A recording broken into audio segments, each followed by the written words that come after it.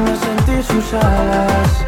Continuamos con el programa 9:15 de la mañana en nuestro consultorio, en nuestro bloque de prevención. Por supuesto, nosotros como siempre, como medio difundiendo la cultura de prevención, vamos a hablar acerca del intestino irritable con el doctor gastroenterólogo Orlando León. Adelante. Así es, doctor, bienvenido. Sabemos que tenemos que tener una buena alimentación, o sea, eso tiene que ser el pan nuestro de cada día, porque podemos sufrir muchas enfermedades y una de esas puede ser el intestino irritable. ¿Cuáles son los alimentos, doctor, que realmente nos afectan en nuestro intestino? Primero, para comenzar, intestino irritable, quiero hacer una pequeña definición. El intestino irritable se caracteriza por un dolor abdominal que aparece en cualquier momento y hay alteración de la deposición. Entonces el paciente puede tener, o la persona puede tener dolor abdominal y presentar deposiciones sueltas o a veces estreñimiento. Es una enfermedad que más o menos el paciente lo tiene de vez en cuando porque es episódica, viene de vez en cuando los síntomas. Okay. Y bueno, tiene bastante que ver en el sentido de que tenemos que detectarla y diferenciarla cuando de repente puede ser una infección, diferenciarla con una infección en caso de que sea con diarreas y de repente con unas lesiones de colon o con cáncer de colon o de estómago en el transcurso del tiempo. Okay. En lo que respecta a la alimentación, tiene bastante que ver este intestino irritable porque el intestino irritable tiene o se manifiesta por más que todo la sensibilidad que tiene el intestino. Cada uno de nosotros, las personas, tenemos una sensibilidad diferente en nuestro intestino. Entonces, por ejemplo, que a veces cuando comen picante, ¿no? Pueden hacer un dolor abdominal y hacen una deposición suelta. O cuando comen algo, con mucha grasa, Ajá, también les puede caer mal. Entonces, es más que todo la sensibilidad que pueden tener. Y a veces el paciente va al consultorio y nos dice, doctor, pero cada vez que como ceviche me cae mal, ¿no? Lo que pasa es de que está desarrollando una sensibilidad al picante y probablemente con el tiempo vaya a su intestino ya no le permite ingerir el picante. Entonces, claro, cada vez que va a consumir picante o alguna comida fuera de lo normal, va a tener estas molestias. Sí, sabemos, doctor, que por lo menos acá y en otros países como México también usan mucho el chile, mucho el picante, el ají. Ya desde chiquitico empiezan a comer el chile, el ají, ¿no? En este caso. Una persona que está acostumbrada a comer el ají desde chiquitico, ya cuando adulto se le puede irritar el intestino. Claro, sí, o sea, en el transcurso de su vida vamos a ver si la persona comienza a desarrollar. Claro, o sea, no es netamente por el picante, puede ser por varios factores más. De repente hay consumo de alcohol, hay consumo de guisos condimentados, que es parte de nuestra comida diaria.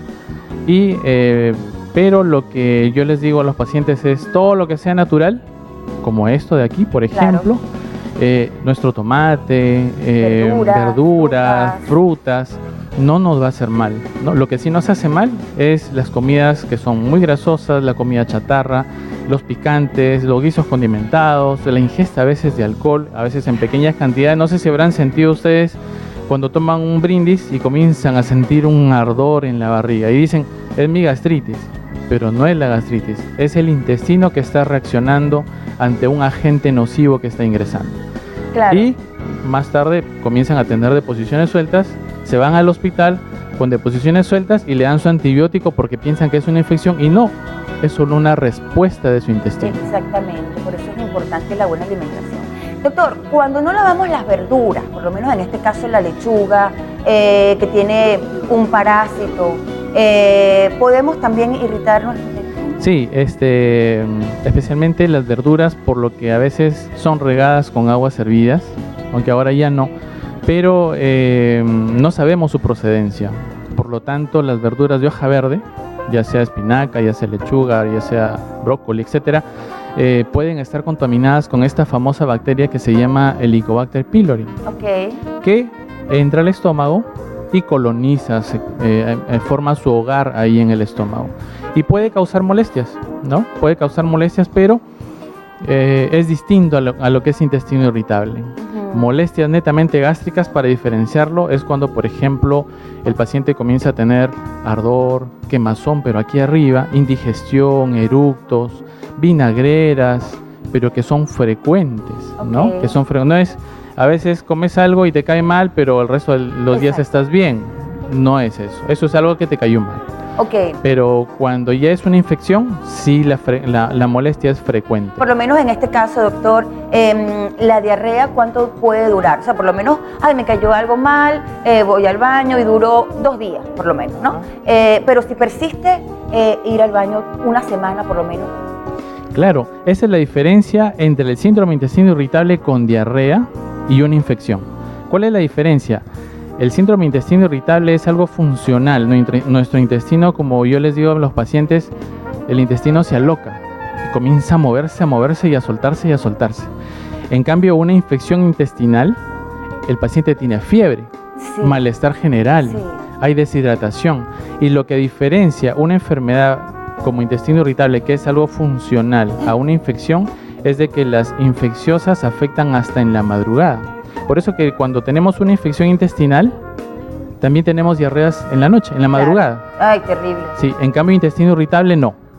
Y lo otro que tiene que ver bastante con intestino irritable es el estrés, lo que está de moda, que en algunos pacientes llega a ser un estrés tan intenso y que puede desarrollar deposiciones sueltas.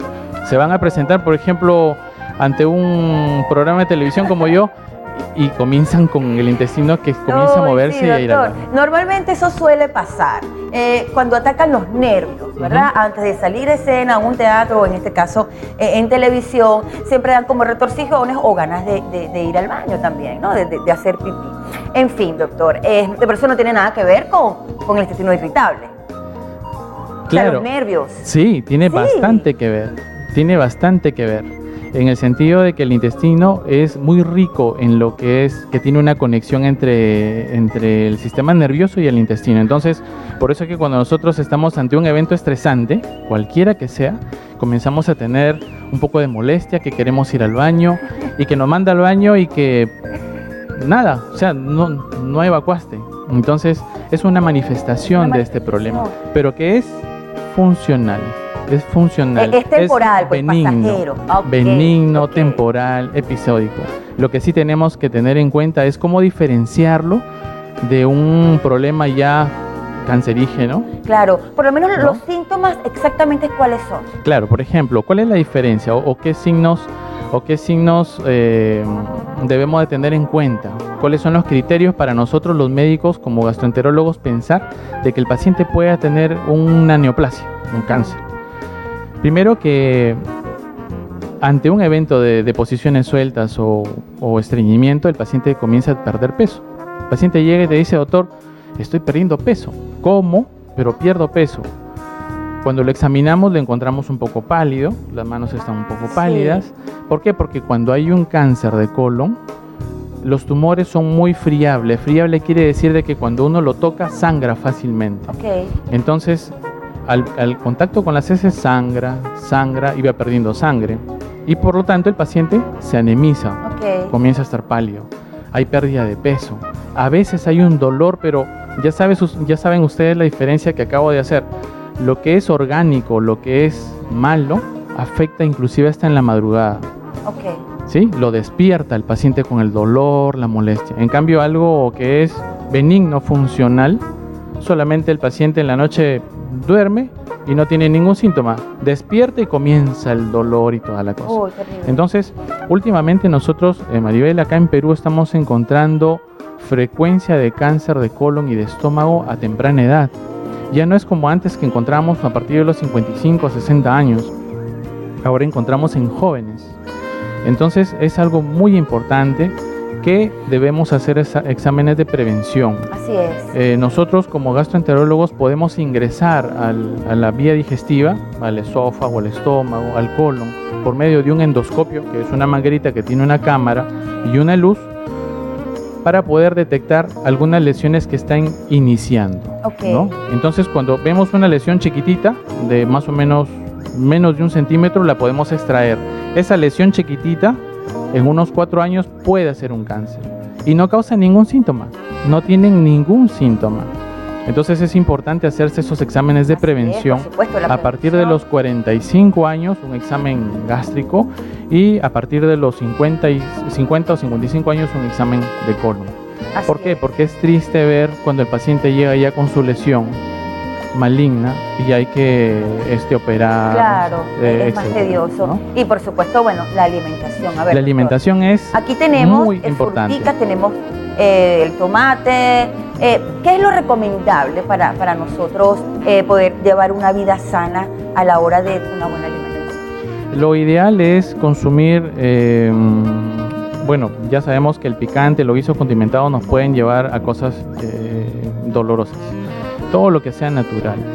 Pero hay algunos pacientes que, por ejemplo, dicen, doctor, cuando como la manzana se me hincha la barriga. Ajá. Entonces, eso es particular de la manzana, es particular del plátano, ¿También es particular, el plátano? Puede generar gas. Es particular del brócoli, de la lenteja, del El brócoli frijol. sí, que nos produce Gases. el Ajá. brócoli sí. Sí. ¿Qué otro alimento? Por lo menos acá le dicen esto como... Granadilla. La granadilla es un alimento muy bueno.